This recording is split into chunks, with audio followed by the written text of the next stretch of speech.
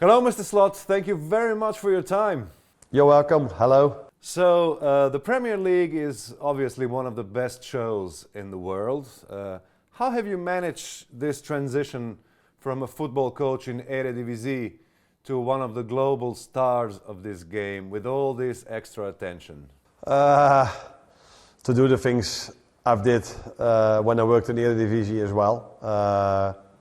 They bring you in for a reason, so it would be a bit weird to change completely if you go to a new environment, to a new club. So I've tried to do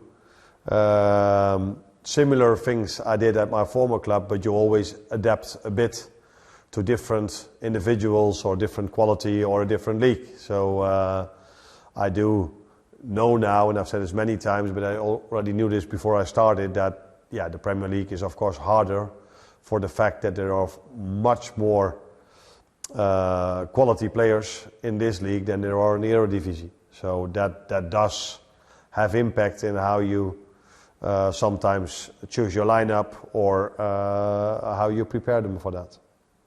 You've stated that none of your teammates from your playing days were surprised to see you taking up the coaching after your playing career.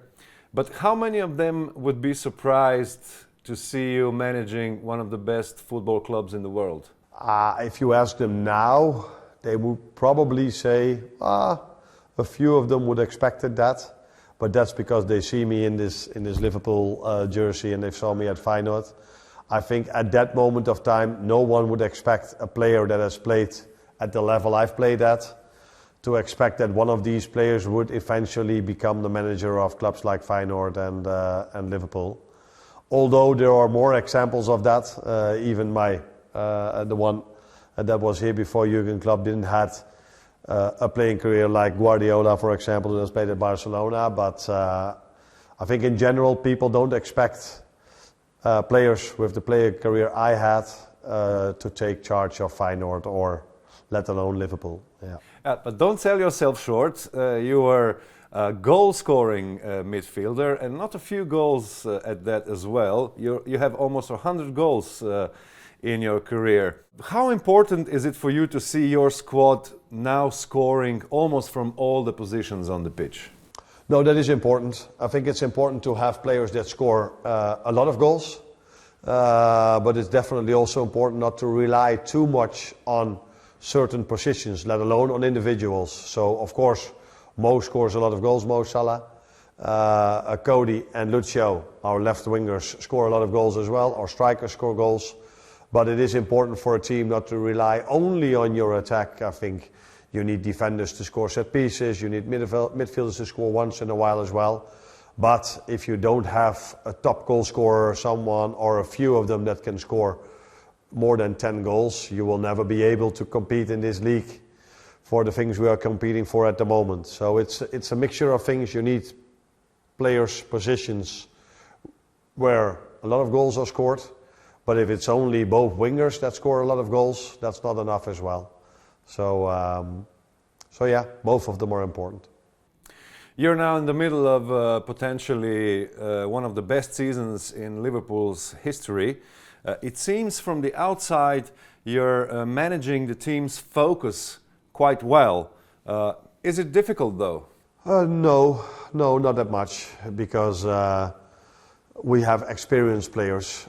These players are not playing for the first season in the Liverpool jersey, so they know what this club is all about.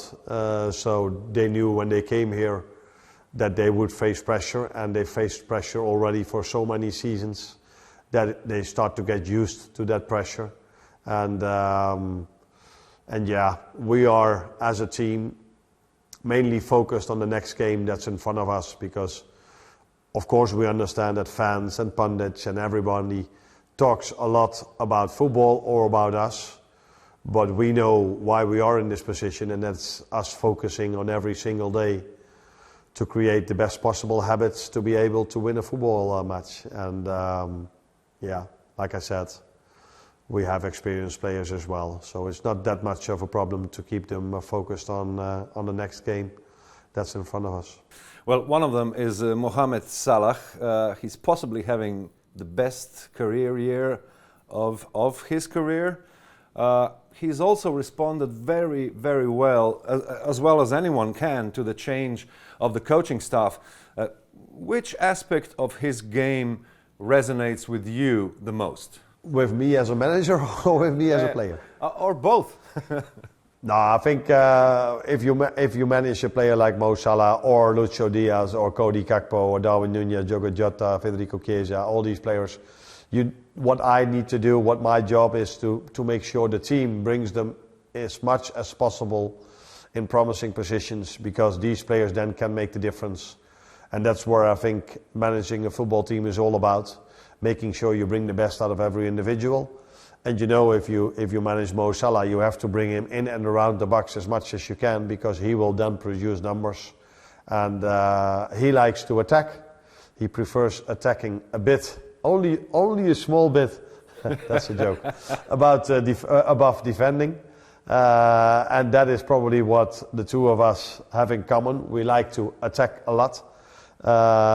Me as a manager, me as a football player as well, though. I don't think you can find a football player that prefers to defend instead of attack. But you can find managers that prefer to defend instead of attack. So there, I think we relate when it comes to us wanting to play attacking football. Well, on Sunday, you'll be facing the defending champions, and this will be your first trip to the Etihad, and also one of the toughest games of the calendar, of course. But in light of City's somewhat troublesome season, do you expect this game to be any easier than expected? No, not at all, not at all. They've had 1 or 2 months maybe where it was difficult for them, and we could also see and that they suffered some results that we are not used to from them. There was a clear reason. They had their injuries, they had some problems. Now, injuries come back. They've added some players to their team. And you know one thing from a top manager and from top players, they will always go back to their normal level. I don't think they've played at their normal level for 1 or 2 months. As a result of that, they've had some results we're not used to.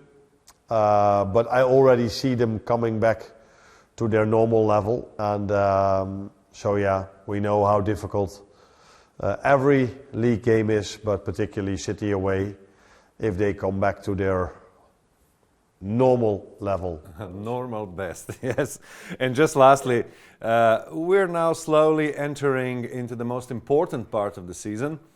Given that you and your players have the experience of winning a title, is it safe to assume you're well poised for even the toughest challenges lying ahead? Yeah, I agree with you that the most important part of the season is in front of us, because it's the next part. But if you would have asked me 8 months ago, that was the most important part of the season. So always the next game is the most important one. Yes, we are well placed. We are of course happy with a 7-point lead, but we also know and understand the 2 tough fixtures, for example, that are coming up. And I said many times, it's difficult to judge a league table halfway through. And I even feel this when it's only 20, 25 games to be that has been played, because you face different opponents. And we know there are 13 games to be played. We also know we face now 2 very difficult away games. The good thing is, no matter what happens after these 2 games, we are still leaders of the league table. And then afterwards there are 7 home games to be played and only 4 away games to be played. So hopefully after the upcoming 2 games we've extended our lead, but no matter what has happened, we still have 7 home games in our hand and 4 away games. Mr. Slot, we wish you all the best for the rest of the season and for the rest of your career. Thank you very much. You're welcome, and thank you.